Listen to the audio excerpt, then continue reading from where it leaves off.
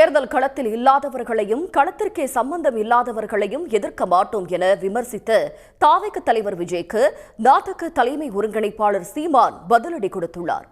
களத்திற்கே வராத விஜய் களம் குறித்து பேசுவது நகைச்சுவையாக உள்ளதாக சீமான் சாடியுள்ளார்.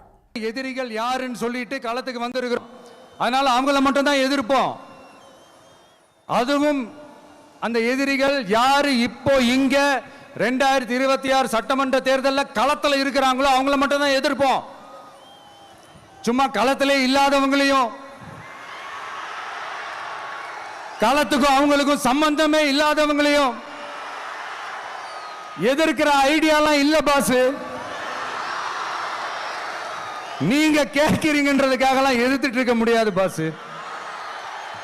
எங்களுக்கு நிறைய வேலை இருக்குது. களத்தில் இருக்கிறவங்கள பற்றி பேசுவோம். களத்தில் யார் இருக்கா? களத்தில் யார் இருக்கா? கட்சி ஆரம்பித்து விக்கிரவாண்டி தேர்தலில் நிற்காம ஏன் பண்ணார்? திமுகவும் நாம் தமிழர் கட்சியும் தானே மோதிச்சு ஈரோடு கிழக்கில். எல்லாரும் போயிட்டாங்களே. இந்தியாவை ஆண்டு கொண்டிருக்க பாரதிய ஜனதா வரல, ஆண்ட அதிமுக வரல. களத்துக்கே வராதவர் களத்தை பற்றி பேசுகிறது தான் ரொம்ப நகைச்சுவே. களத்துக்கு ஏன் வரல?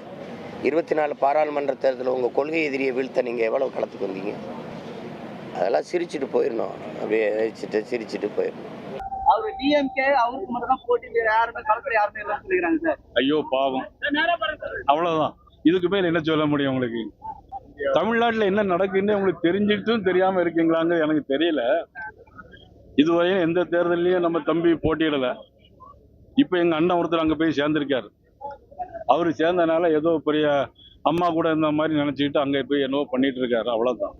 உடனுக்குடன் செய்திகளை தெரிந்து கொள்ள சன் நியூஸ் பெல் ஐகானை கிளிக் பண்ணுங்க.